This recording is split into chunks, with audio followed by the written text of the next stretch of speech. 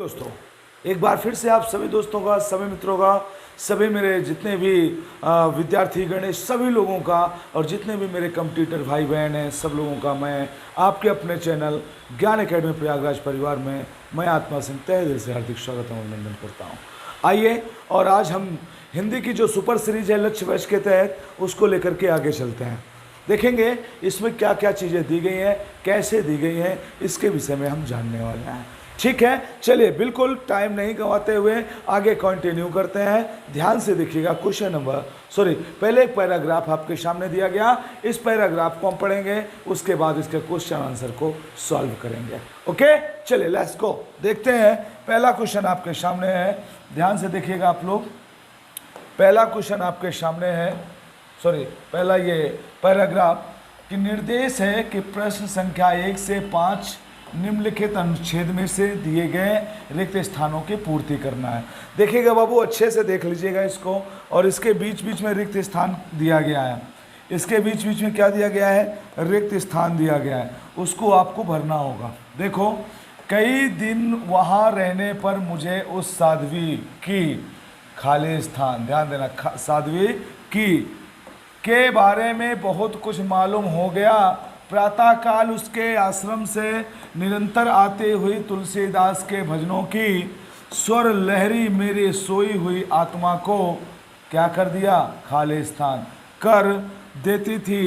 कितने दिनों से मैं रेल पेल व भागम भाग से, खाली स्थान, ऐसे वातावरण में आने की बात सोच रहा था। इस युग में भविष्य के प्रति, खाली स्थान, हमें जल्दी निर्णय लेने से रोकती रहती है, फिर भी भीड़ से दूर निकलने की बलवती, खाली स्थान, पांचवा खाली स्थान, किसके मन में रह कर जाग उठती है। ध्यान देना इसको। ठीक, ये पैराग्राफ है, इसके बाद क्वेश्चन आंसर इसके ये यहाँ पर है। पांचों क्वेश्चन आंसर हैं, आप लोग ध्यान से देखेंगे, पांचों क्वेश्चन आंसर को ध्यान से देखेंगे, देखिएगा। चलिए, तो क्वेश्चन नंबर पहला दिया है, क्या होगा खाली स्थान में, परिचर्या, दिनचर्या, परिचर्या, परिक्रमा। अब यहां पर फिर से प्रीवियस में आ जाओ। कई दिन वहां रहने पर मुझे उस साध्वी की क्या हुआ आपको भाई, साध्वी की क्या हुआ बताइएगा, साध्वी का क्या हुआ आपको, परिचर्या, परिक्रमा की दिनचर्या, साध्वी की दिनचर्या को देखा आपने। फिर बैक में आइए, यहाँ पर साध्वी भर दीजिएगा, क्या हो जाएगा, साध्वी। ठीक है, आगे आ जाओ। के बारे में बहुत कुछ मालूम हो गया। प्रातःकाल उसके आश्रम से निरंतर आते हुए तुलसीदास के भजनों के स्वर लहरी मेरी सोई हुई आत्मा को क्या कर दिया, जागृत, उदास, विचलित, चंचल, तो जागृत कर दिया। तो यहाँ पर क्या भर देंगे आप, सेकंड वाले में यहाँ पर भर देंगे आप जागृत। क्या भर देंगे, जागृत कर दिया। ठीक है, देते थे। कितने दिनों से मैं रेल पेल व भागम भाग से, भागम भाग, एक मिनट,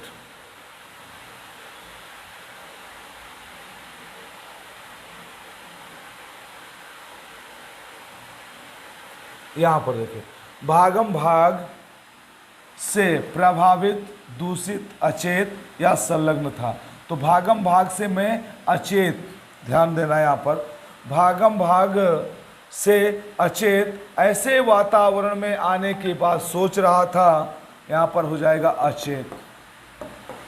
ठीक है, चलिए। इस युग में भविष्य के प्रति, इस युग में भविष्य के प्रति क्या होगा, हताशा होगा, निश्चिंता होगी, आशंका होगी, आशा होगी। बताइएगा क्वेश्चन नंबर 4 में क्या भरा जाएगा, है ना। तो इसमें भविष्य के प्रति आशा होगी कि आशंका होगी, तो भविष्य के प्रति क्या हो जाएगा, भविष्य के प्रति आशंका हो जाएगी, आशंका हो जाएगी। ठीक है, आगे, हमें जल्दी निर्णय लेने से रोकती रहती है, फिर भी भीड़ से दूर निकलने की बलवती क्या होती है, बलवती उत्सुकता, इच्छा, तृष्णा, लालसा। तो बलवती क्या होगी आपकी भाई, बलवती आपकी क्या होगी? इच्छा होगी। बलवती आपकी क्या हो जाएगी? इच्छा हो जाएगी। तो यहाँ पर क्या भर देंगे आप? इच्छा भर देंगे। ठीक है, यहाँ पर आप इच्छा को भर देंगे। ठीक, ये पांचों आपके ऑप्शन हो गए। ये देखिए पांचों क्वेश्चन आपके कंप्लीट हो गए। अब देखो यहाँ पर चलते हैं आगे क्वेश्चन नंबर नेक्स्ट में।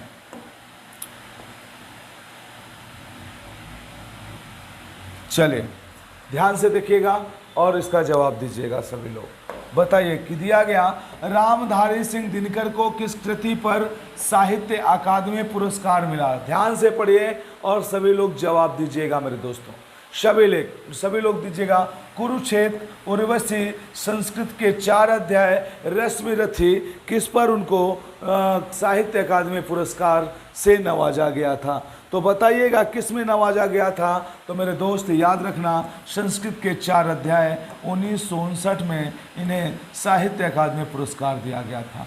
कुरुक्षेत्र भी इन्हीं की रचना है, उर्वशी भी इनकी रचना है, रश्मिरथी खंड काव्य है। ये क्या है? खंड काव्य है, याद रखना।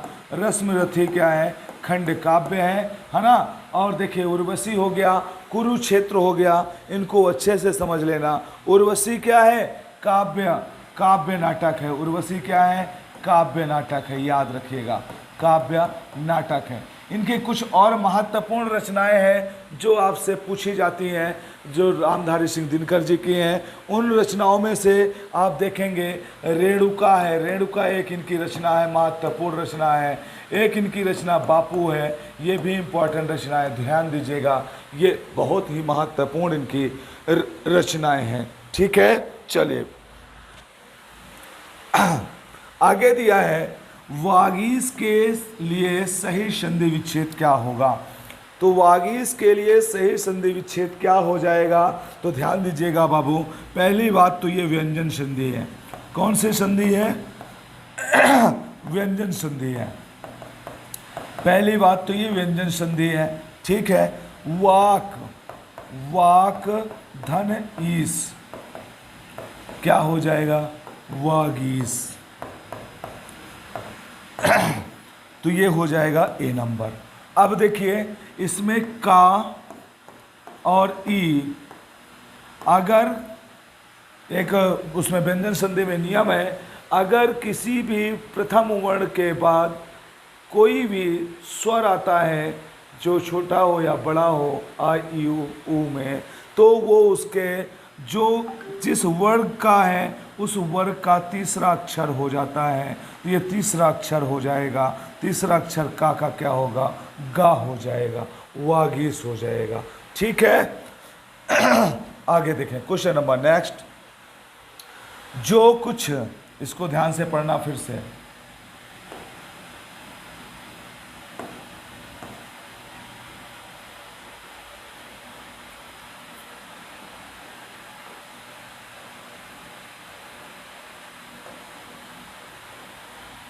चलिए जवाब दीजिएगा सब लोग। पूछा गया जो कुछ ना जानता हो, जो कुछ ना जानता हो के लिए एक शब्द निम्न में से कौन सा है? जो कुछ ना जानता हो उसके लिए एक शब्द क्या हो जाएगा? तो वो आज्ञा हो जाएगा। ठीक है, वाच्य के कितने प्रकार होते हैं? तो वाच्य के 3 प्रकार होते हैं। कृतवाच्य होता है, कृतवाच्य होता है ना। कर्मवाच्य होता है, कर्मवाच्य होता है ना। भाववाच्य होता है। 3 वाच्य होते हैं, कृतवाच्य, कर्मवाच्य और भाववाच्य होता है। ओके, चलिए बहुत बढ़िया। क्वेश्चन नंबर नेक्स्ट, ध्यान दीजिएगा। क्वेश्चन नंबर अगले पे विशेष तौर पर आप गौर फरमाएंगे। चलिए बताइएगा इसका तो क्या होगा इसमें। बोला सम उपसर्ग से बना शब्द निम्न में से कौन सा है? तो सम से कौन बना है? तो देखिएगा समाज, सम्मति, सामान, सामाजिक, कौन सा बना है बताओ। तो इसमें बाबू ध्यान देना, जो सम्मति है वो सम धन मति से बना है। सम धन मति से बना है, तो ये सम्मति बना है। मतलब यहाँ पर अगर देखें हम, यहाँ पर अगर देखें तो ये हमारा क्या है? उपसर्ग है। लेकिन ये 3 शब्द जो हैं समाज, सामान और सामाजिक, इनमें कोई भी उपसर्ग नहीं है, उपसर्ग रहित है। ठीक है, आगे देखिएगा धाक। धाक जमाना मुहावरे का, धाक जमाना मुहावरे का अर्थ निम्न विकल्पों में से कौन सा है? तो धाक जमाने का क्या होगा? रोब जमाना, रोब में ना रहना, रोब ना जमाना, रोष जमाना। तो जब धाक जमाता है, मतलब अगर कोई आपसे कहे भारतीय सेना के द्वारा आतंकवादियों के ऊपर धाक जमा दिया गया, मतलब रुआब जमा दिया गया। ठीक, समाज में भी देखते हैं बहुत सारे लोग होते हैं, कहते जब भी ये आता है बैठता है तो अपना रुआब जमाता रहता है, मतलब अपना धाक जमाता रहता है, अपने आप को हाईलाइट करता है, दिखाता रहता है कि आई एम बेस्ट। ठीक है, चलिएगा आगे देखिए क्वेश्चन नंबर नेक्स्ट। इसमें और है क्या, देखते हैं। नहीं और नहीं, ठीक है, तो ये हो जाएगा रुआब जमाना।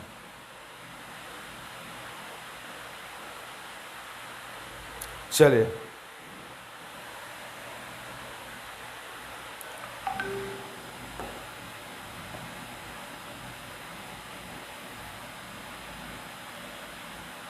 चलेगा, क्वेश्चन नंबर नेक्स्ट देखते हैं क्या कहता है। इसमें कहता है निम्नलिखित वाक्य में से विशेषण पदबंध क्या है? रोज कसरत करने वाले लोग स्वस्थ रहते हैं। आप बताइएगा विशेषण पदबंध कौन सा है? लोग स्वस्थ रहते हैं, लोग स्वस्थ रहते हैं, तो इसमें विशेषण तो कुछ नहीं है, क्योंकि स्वस्थ तो हर आदमी रहता है, ये कोई विशेषता नहीं। रोज कसरत करने वाले लोग, लोग नहीं है, ये आगे देखिएगा। देखिए इसमें विशेषण का मतलब है कि क्या क्या करते हैं रोज लोग? रोज कसरत करने वाले, मतलब कौन? ये विशेषता है, जो लोग कसरत रोज करेंगे वही लोग स्वस्थ रहेंगे। तो ये रोज कसरत करने वाला जो शब्द है ये विशेषण पदबंध कहलाता है। ओके, आगे लता उगती है, यह वाक्य बहुवचन में क्या होगा? लती उगती है, लते उगते हैं, लताएं उगती हैं, लते उगती हैं। तो ध्यान दीजिएगा इसमें क्या हो जाएगा? Answer number C, C for Chennai, लताएं उगती हैं। क्या हो जाएगा इसका आंसर? लताएं उगती हैं। ओके, चलिएगा क्वेश्चन नंबर नेक्स्ट देख लेते हैं। क्वेश्चन नंबर अगला ध्यान से देखिएगा, ये अच्छा क्वेश्चन है भाई, अच्छा क्वेश्चन है, अच्छा ध्यान से देखना इसको।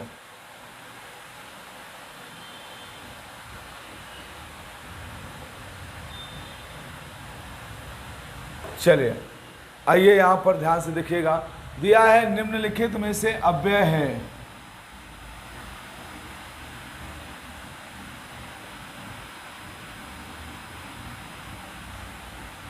क्या दिया गया है कि निम्नलिखित में से अव्यय है। कौन सा अव्यय है बताइए?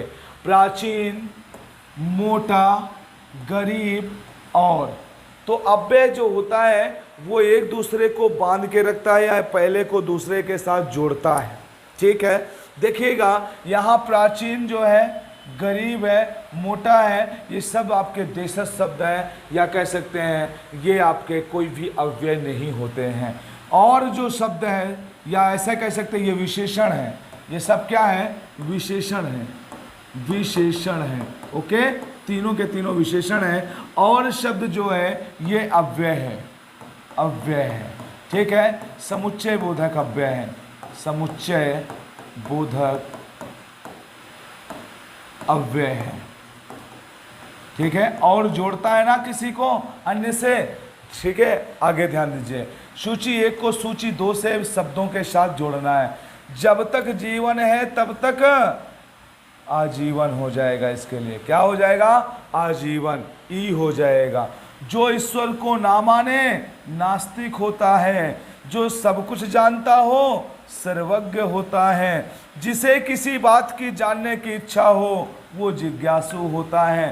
तो याद रखिएगा, ई, एक का ई, एक का ई, अच्छा ये एक ही में हाई है ना, एक का ई, फिर दो का आ, फिर तीन का ई, चार का बड़ा। ठीक है, बहुत बढ़िया, ये ऑप्शन नंबर सी इसका राइट आंसर हो जाएगा।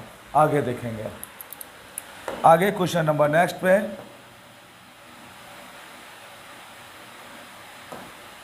चलिए दिया गया है क्या कि निम्न में से, क्या दिया गया है कि निम्न में से कौन सा शब्द पुल्लिंग है? अब बताओ, आशा पुल्लिंग है, आज्ञा देना पुल्लिंग है, गरिमा पुल्लिंग है, तो दो तो ये पहले कट गए, आशा और गरिमा। आज्ञा बचा और सागर बचा, तो सागर पुल्लिंग है, ये तीनों के तीनों क्या है, स्त्रीलिंग है। ध्यान दीजिएगा, सागर पुल्लिंग है और ये तीनों के तीनों क्या है, स्त्रीलिंग है। ठीक है, इनमें से उच्छिप्त व्यंजन कौन से हैं, तो देखिएगा पा फा उ ये तो स्वर है, डा ढा चा छा, तो इसमें जो उच्छिप्त व्यंजन है पूरे हमारे वर्णमाला में दो ही उच्छिप्त व्यंजन है जो बाहर से आके रुके हैं, डा और धा को हम उच्छिप्त व्यंजन कहते हैं। क्या बोलते हैं इनको, इनको बोलते हैं उच्छिप्त व्यंजन। ठीक है, बहुत बढ़िया, आगे बढ़ेंगे क्वेश्चन नंबर नेक्स्ट में। देखिए क्या कहता है क्वेश्चन नंबर अगला,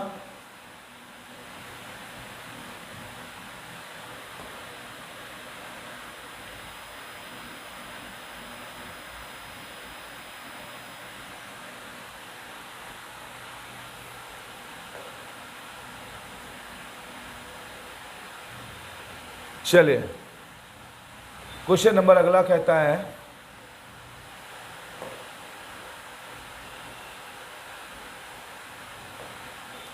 क्वेश्चन नंबर अगला कहता है इनमें से प्रेरणार्थक क्रिया कौन सी है। अब आपको बताना है इनमें से प्रेरणार्थक क्रिया कौन सी होगी, तो कटवाना, कटना, मारना, खाना, तो ये कटना, मारना, खाना ये कोई प्रेरणार्थक क्रिया नहीं है। कटवाना ये प्रेरणा देता है, किसी को कहते मारो इसको, मतलब ये क्या है, आपको प्रेरित किया कि आपको ये करना, काट डालो इसको, ये है प्रेरणार्थक क्रिया। ठीक है, मतलब किसी अन्य के द्वारा किसी कार्य को किए जाने के लिए जोर देना, ये प्रेरणार्थक क्रिया कहलाती है। ठीक है, आगे देखो, राम ने रावण को बाण से मारा, इस वाक्य में स्थूलाकित कारक क्रमशः इस प्रकार हैं। अब इसमें जो कारक हैं उनको आपको बताना है। प्रथमा कर्ता ने तो कर्ता हो जाएगा, द्वितीया कर्म को कर्म हो जाएगा, तृतीया करण से द्वारा, तृतीया से द्वारा, तो ये प्रथमा कर्ता ने, द्वितीया कर्म को, तृतीया करण से द्वारा, ये यहाँ पर कौन सा हो जाएगा, कर्म कारक ये नहीं होगा, कर्ता कारक करण करे भी नहीं होगा, कर्ता कारक, कर्म कारक और करण कारक, इसमें हो जाएगा ऑप्शन नंबर डी हो जाएगा। क्या हो जाएगा, ऑप्शन नंबर डी। राम ने प्रथमा, रावण को द्वितीया, बाण से तृतीया, याद रखिएगा ये कारक चिन्ह लगे हैं सबके साथ। ठीक है, प्रथमा का जो चिन्ह है ने है, द्वितीया का जो चिन्ह है को है, तृतीया का जो चिन्ह है से द्वारा है। ठीक है, चलिए बहुत अच्छे, आगे चलेंगे क्वेश्चन नंबर नेक्स्ट में, ध्यान से देखिएगा इसको। क्वेश्चन नंबर 22 आ गया आपके सामने, इसको देख लीजिएगा। ठीक है, चलिए जवाब दीजिएगा इसका। चिंतामणि किसका निबंध संग्रह है, अब आपको बताना है चिंतामणि किसका निबंध संग्रह है। सभी लोग कमेंट करके इसका जवाब देंगे, चिंतामणि किसका निबंध संग्रह है। क्विक इसका जवाब आना चाहिए सब लोगों का, बताइएगा चिंतामणि किसका निबंध संग्रह है, तो ये आचार्य रामचंद्र शुक्ल जी का चिंतामणि निबंध संग्रह है। ध्यान देना, इत्यादि संकेतक चिन्ह है, तो देखिएगा इत्यादि के लिए ये होता है, ध्यान रखिए जब लास्ट में ऐसे ऐसे कर देते हैं, ये योजक चिन्ह है। क्या है ये, योजक चिन्ह है, जोड़ने वाला है, और ये मैथमेटिक्स में भाग का चिन्ह होता है, भाग का चिन्ह है ना, भाग का चिन्ह है। और ये क्या है, ये विस्मयादि बोधक चिन्ह है। क्या है, विस्मयादि बोधक। ओके, चलिए आगे देखिएगा, राह खर्च का सही सामासिक विग्रह क्या होगा। राह में खर्च, राह के लिए खर्च, राह पर खर्च, राह दे खर्च, कौन सा हो जाएगा, तो इसमें हो जाएगा राह के लिए खर्च। भाई किसी को आप पैसा देते हो तो क्या कहते हो, रास्ते के लिए तुम्हारे लिए खर्चा हो जाएगा, रास्ते के लिए, है ना, तो राह के लिए। प्रथमा कर्ता ने द्वितीया कर्म को तृतीया कर्म से द्वारा चतुर्थी संप्रदान के लिए, चतुर्थी होगी, इसमें चतुर्थी हो जाएगा। क्या हो जाएगा, इसमें चतुर्थी हो जाएगा, ध्यान दीजिएगा, इसमें चतुर्थी हो जाएगा। क्या हो जाएगा, इसमें चतुर्थी हो जाएगा इसके अंदर, ध्यान दीजिएगा इसको। ठीक है, चतुर्थी हो जाएगा। और आप जानते हैं किसमें कारक चिन्ह किसके अंतर्गत आते हैं, कौन से समास के अंतर्गत आते हैं? तो मेरे दोस्त याद होगा आपको, कर्मधारय समास के अंतर्गत आपके ये कारक चिन्ह लिए जाते हैं। ठीक है, कर्मधारय समास के अंतर्गत आते हैं। तो इसमें कौन सा हो जाएगा? तो ये हो जाएगा कर्मधारय। कर्मधारय वो भी कौन सा हो जाएगा? कर्मधारय में चतुर्थी का हो जाएगा। ठीक है, याद रखिएगा ये राह के लिए खर्च। चलिए थोड़ा सा 1 मिनट रुकिएगा आप लोग, 1 मिनट 1 मिनट।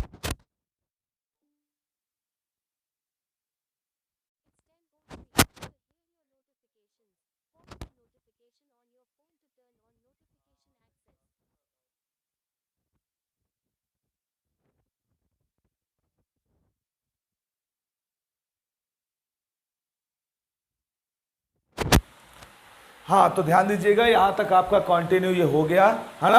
अब आगे देखते हैं, क्वेश्चन नंबर नेक्स्ट की तरफ चलते हैं। क्वेश्चन नंबर नेक्स्ट में चलेंगे तो क्या बताया गया? इसमें बताया गया, इसको देखिएगा, क्वेश्चन नंबर अगला आपके सामने।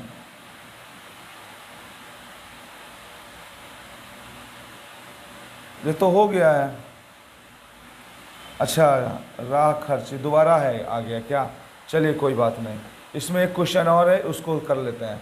इसमें एक क्वेश्चन है, इसको कर लेते हैं। ठीक है, राह खर्च तक तो हमने बता ही दिया है आपको। चलिए, इसमें दिया गया है क्या कि 54 को हिंदी में क्या लिखते हैं, क्या कहते हैं? तो 44 ही होता है 44, 64 होता है 64, 42 होता है 42 और 54 क्या होता है? ये होता है, ये 54 होता है। ओके, तो यहाँ पर ये हो जाएगा 54। ओके, चलिए बहुत बढ़िया, आगे चलेंगे क्वेश्चन नंबर नेक्स्ट पे। देखिएगा क्वेश्चन नंबर अगला क्या कहता है आपसे, इसको ध्यान से देखिए। चलिए बहुत बढ़िया, आगे देखिएगा क्वेश्चन नंबर नेक्स्ट क्या कह रहा है, ध्यान देना। नीर भरे नैना रहे तब न प्यास बुझाई, मतलब नीर भरे नैना है, मतलब आंख आंसू से भरे हैं फिर भी प्यास नहीं बुझ रही है। पंक्ति में निम्न में से कौन सा अलंकार होगा? तो आप बताइएगा। देखिए कि कोई भी कारण वहाँ उपस्थित है लेकिन कार्य नहीं हो पा रहा है, कारण वहाँ उपस्थित है लेकिन कार्य नहीं हो पा रहा, या कौन सा अलंकार होगा मेरे दोस्त? तो ये होगा विशेषोक्ति अलंकार होगा। मतलब वहाँ पर उपस्थित तो है, मतलब पानी उपस्थित है लेकिन फिर भी प्यास नहीं बुझ पा रही है। नीर भरे नैना रहे तऊ न प्यास बुझाई, मतलब आँख में पानी भरा है फिर भी प्यास नहीं बुझ रही है, मतलब कारण उपस्थित है लेकिन कार्य नहीं हो पा रहा है। ओके, चलिए बहुत बढ़िया। अगला है, निम्नलिखित में से एक शब्द तत्सम है। अब आपको इसमें बताना है तत्सम शब्द कौन सा है, तो बताइएगा मेरे बाबू तत्सम शब्द कौन सा है। तो इसमें जो है सपूत है, सरीसृप है, साकल है और सांझ है। तो इसका जो आंसर हो जाएगा वो हो जाएगा सरीसृप, ये बिल्कुल राइट आंसर होगा। तत्सम है, सपूत और सांझ क्या है? ये तद्भव शब्द हैं, तद्भव हैं, तद्भव, ध्यान रखना इसको। और ये साकल क्या है? देशज शब्द है, देशज है ये, इसको भी याद रखना, ये देशज है साकल। सांझ और सपूत क्या है? तद्भव है। सरीसृप क्या हो गया आपका? तत्सम है। आगे ध्यान दीजिए क्वेश्चन नंबर नेक्स्ट पे।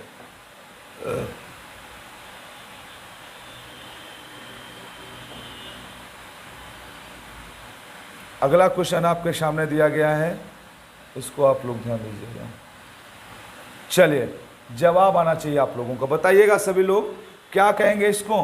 कहते हैं सूची 1 को सूची 2 से मिलान करना है, बताइएगा। फूलों का क्या होता है? फूलों का क्या होता है? तो फूलों का गुच्छा होता है। लताओं का क्या होता है? लताओं का कुंज होता है। वस्त्रों का क्या होता है? वस्त्रों का गट्ठर होता है। ऊँटों का क्या होता है? ऊँटों का काफिला होता है। तो एक का बड़ी, ये एक का बड़ी, 2 का छोटी, 3 का छोटा, 4 का बड़ा। बिल्कुल A number of the right answer, ये this question is right answer number A. Okay, चलिए आगे क्वेश्चन नंबर नेक्स्ट।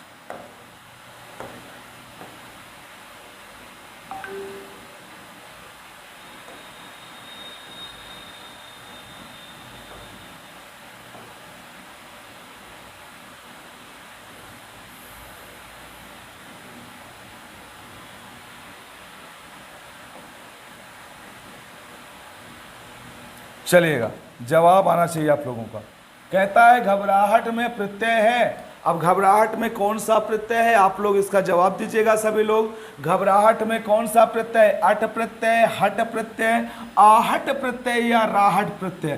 तो इसमें कौन सा प्रत्यय है घबराहट में, तो घबराहट में इसमें क्या हो जाएगा, आहट। आहट आपका क्या हो जाएगा, इसमें प्रत्यय हो जाएगा। ठीक है। हिंदी भाषा में निम्नलिखित में से कौन सा शब्द जापानी भाषा से लिया गया है। अब बताइएगा, हिंदी भाषा में कौन सा शब्द जापानी भाषा से लिया गया है। तो मेरे दोस्त इसको अच्छे से याद रखिएगा, ये जापानी भाषा से कौन सा शब्द आपका लिया गया है। तो ध्यान दीजिएगा, तो जापानी भाषा कौन सा है, रिक्शा आपका जापानी भाषा होता है। चाय, लीची ये आपकी चीन की भाषा है, चीनी भाषा है ये, है ना।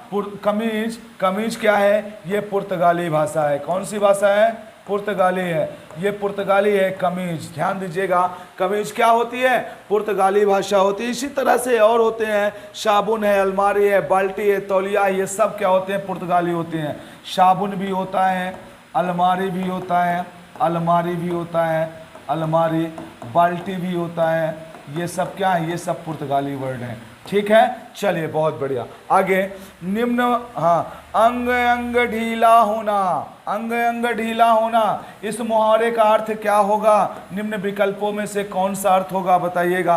कि अंग अंग तो मेरे ढीले हो गए भाई, है ना, अंग अंग मेरे ढीले हो गए।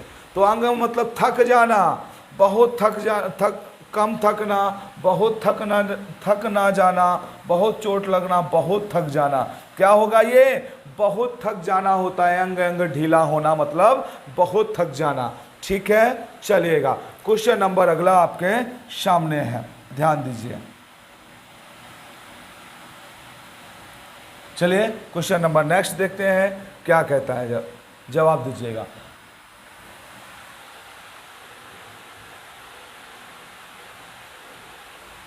ये तो हो गया था ना, अंग अंग थक जाना, ये तो मैंने बता दिया, बहुत थक जाना।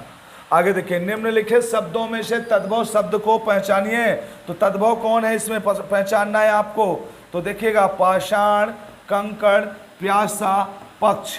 तो देखिएगा, ये तो तत्सम है भाई, तत्सम है ये भी तत्सम है। पाषाण, पत्थर का पाषाण, काकर का कंकड़ होता है, काकर का या काकर का कंकड़। प्यासा यही होगा, ये आपका होगा तद्भव, ये आपका तद्भव होगा, क्योंकि इसका पिपासा होगा। तत्सम क्या होगा, पिपासा होगा इसका। पक्ष, पक्ष होता है। ठीक है, चलिए आगे देखेंगे question number next. Question number अगला क्या कहता है, इसको भी पढ़िएगा ध्यान से। क्वेश्चन नंबर अगला आपके सामने है, ध्यान से पढ़ेंगे, जवाब देंगे। चलिए बताइएगा इसका क्या होगा जवाब। कहता है अशुद्ध वाक्य पर पहचान कीजिए। पहचानिए कौन सा है। सीता घर चली, राम पहाड़ पर चढ़ा, राम ने ग्रंथ पढ़ा, हमने सामने बैठा। तो देखिए, सीता घर चली ये शुद्ध वाक्य है, राम पहाड़ पर चढ़ा ये भी शुद्ध वाक्य है, राम ने ग्रंथ पढ़ा ये भी शुद्ध वाक्य है। तो गलत क्या है, हमने सामने बैठा, हमने नहीं, हम सामने बैठे, हम सामने बैठे, ये आपका शुद्ध होगा। और बाकी ये क्या है, अशुद्ध है। ठीक है, ये अशुद्ध है, हमने नहीं होगा, हम सामने बैठे।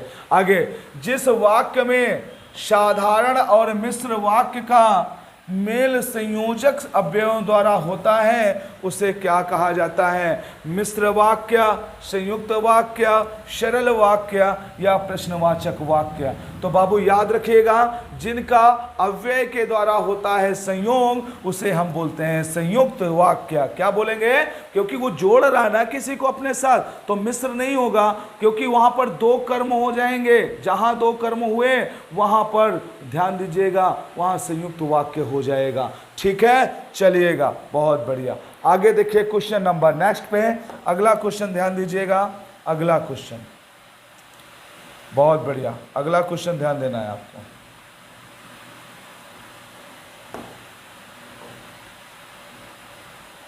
चलिए अगला क्वेश्चन क्या कहता है, कहाँ राजा भोज कहाँ गंगू तेली।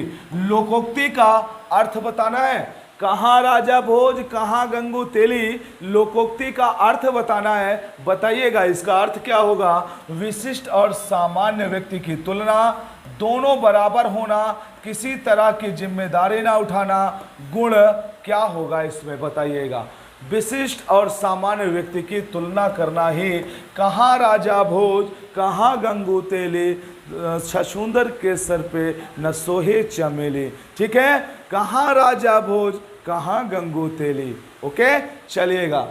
निम्नलिखित में से किस समास में दोनों घटकों की प्रधानता होती है, मतलब दोनों पद प्रधान होते हैं, प्रथम और द्वितीय दोनों पद प्रधान होते हैं, तो वो तो सीधा सीधा आप जानते हैं ये द्वंद्व होता है, जिसमें तीसरे का अर्थ आता है, दो मिलते हैं, तीसरा का अर्थ आता है बहुब्रीहि होता है। अव्यय भी जो अव्यय लगते हैं, अव्यय से उनका अर्थ वही होता है, लेकिन अव्यय लग करके विशेषता प्रदान करते हैं, वो अव्ययी भाव होते हैं। तत्पुरुष समास क्या होता है, वो इसमें कारक चिन्ह पाए जाते हैं, ये तत्पुरुष समास हो गया। आगे चलिएगा, क्वेश्चन नंबर नेक्स्ट।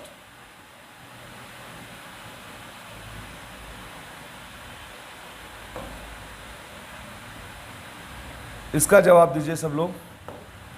कहता है सोरठा के प्रथम चरण में कितनी मात्राएं होती हैं। अब बताइएगा, सोरठा जो होता है ये दोहा का जस्ट अपोजिट होता है, दोहा का उल्टा होता है सोरठा, ध्यान दीजिएगा, दोहा का उल्टा सोरठा होता है। ठीक है, दोहा में क्या होता है कि 13 और 11 होती हैं, 13 11 13 11, मतलब जो विषम होती हैं उसमें 13 और जो सम होती है उसमें 11 मात्राएं होती हैं। सोरठा में जस्ट इसके अपोजिट हो जाता है, पहला में 11, दूसरे में 13, मतलब सम जो पंक्ति होंगे या सम जो पद होंगे उसमें 13 13 और विषम में 11 11, है ना। विषम में क्या हो जाएंगे 11, सॉरी ठीक है, ठीक ठीक ठीक 13 हो जाएगा, ये 13 है।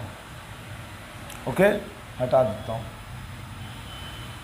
ये 13 है, ये होता है। तो सोरठा में क्या होता है, सोरठा के प्रथम चरण में कितनी मात्राएं आएंगी, 11 मात्राएं आएंगी। ठीक है, ध्यान रखिएगा। सोरठा दोहा का उल्टा होता है, दोहा में ये मात्राएं होती हैं, सोरठा में ये मात्राएं होती हैं, याद रखिएगा। आगे, हमें अनाथ बच्चों की मदद करनी चाहिए, हमें अनाथ बच्चों की मदद करनी चाहिए, स्थूलाकृत शब्द का विलोम बताना है। तो जो अनाथ शब्द दिया है इसका विलोम क्या होगा, तो देखिएगा, अनाथ का होता है शनाथ, मतलब उसके माता पिता उसके साथ हैं, उसके सभी कोई उसके साथ हैं, वो शनाथ हैं, अनाथ नहीं है। ठीक है, जो कुछ नहीं जानता उसे यज्ञ कहते हैं, और जो शारीरिक रूप से दिव्यांग हो उसे अपाहिज कहते हैं, जिसका इस दुनिया में कोई ना हो उसको क्या कहते हैं, अनाथ कहते हैं। लेकिन ठीक है, कोई बात नहीं, जिसका कोई ना हो उसे अनाथ कहते हैं। आगे देखो,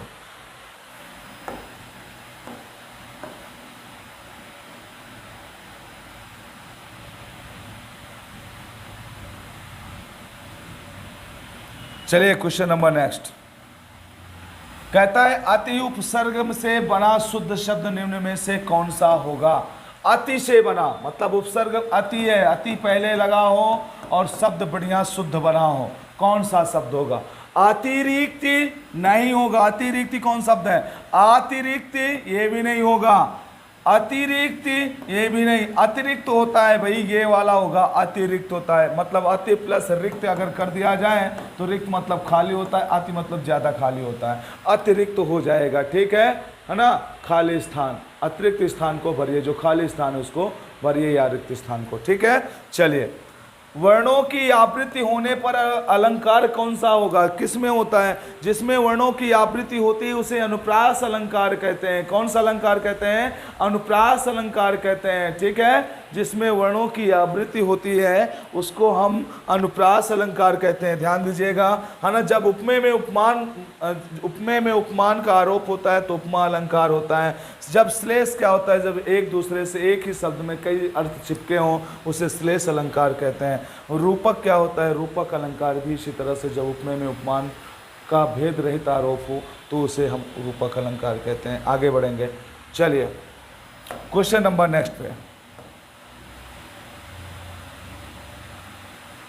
चलिए जवाब दीजिएगा। सभी मेरे भाई बंधु सभी लोग इसका जवाब देंगे, सभी लोग जवाब दीजिएगा।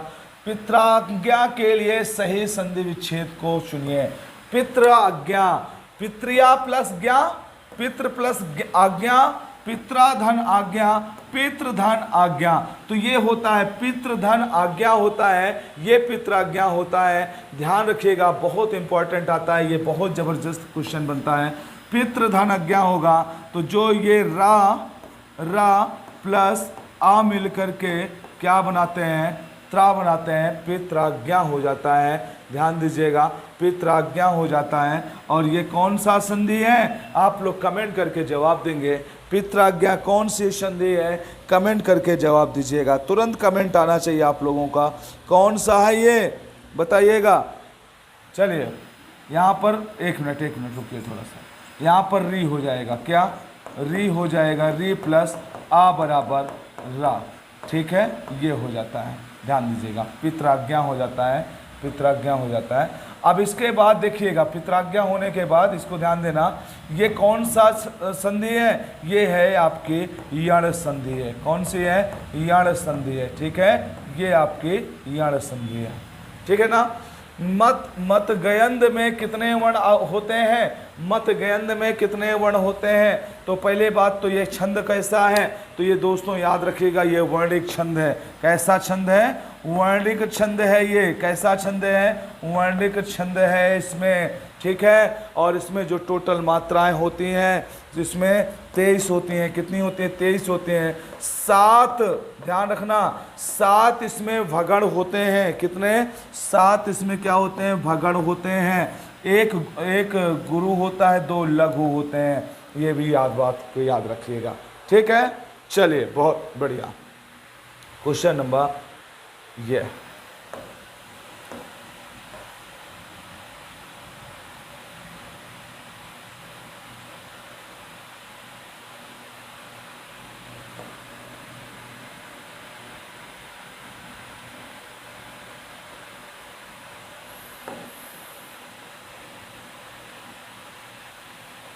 चलिएगा, बताइए इसको, क्वेश्चन नंबर नेक्स्ट को। कहता है अनुपम का पर्यायवाची शब्द क्या होगा, अनुपम का पर्यायवाची शब्द क्या होगा, स्वर्गीय, लौकिक, पार्थिव या अद्वितीय। तो बाबू अनुपम किसको कहते हैं, अद्वितीय को कहते हैं। अद्भुत रस का स्थायी भाव क्या होगा, तो अद्भुत रस का स्थायी भाव क्या होगा, विस्मय होगा, ठीक है। और रौद्र रस का क्रोध होता है ना। चलिए, भयंकर रस का भय होता है। निम्न में वर्तमान काल का उदाहरण है, कौन सा है उदाहरण बताइएगा इसमें। चलिए, उसने पढ़ा था, वह पुस्तक पढ़ेगा, वह जाता है, वह खेल रहा था। तो बताइए निम्न में वर्तमान काल का उदाहरण क्या हो जाएगा, वह जाता है। ये प्रेजेंट है, बिल्कुल वर्तमान काल है।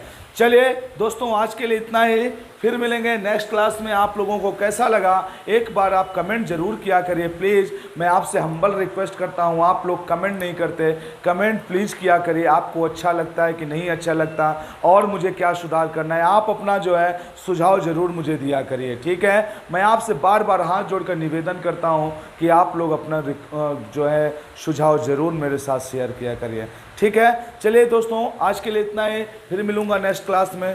आप लोग एक काम और किया करिए, क्या कि सेशन को शेयर कर दिया करिए, लाइक कर दिया करिए, और जो नए सब्सक्राइबर हैं वो सब्सक्राइब कर लिया करें, ठीक है। और बेल आइकन ज़रूर दबा लिया करें ताकि उन तक नोटिफिकेशन पहुंच जाया करे, ठीक है। आपके लिए ये लाभदायक है, आपका कोई हानि इसमें से नहीं है। मैं आपको बारंबार कहता हूँ, याद रखेंगे कि हाँ आत्मा सर ने क्या कहा था, प्लीज़ बार बार कहता हूँ, क्योंकि फ्री आप कास्ट पढ़ा रहा हूँ, केवल आपसे इतना मांग रहा हूँ, ठीक है। आप लोग पूरा वीडियो देखा करिए, आप पूरा वीडियो नहीं देखते हैं, आधा अधूरा वीडियो देखते हैं, पूरा वीडियो देखा करिए। और इसके बाद आप मुझे बताया करिए कि आपको कैसा लगा सेशन, प्लीज़ हम्बल रिक्वेस्ट है। ओके, थैंक यू, जय हिंद, जय भारत, बाय बाय।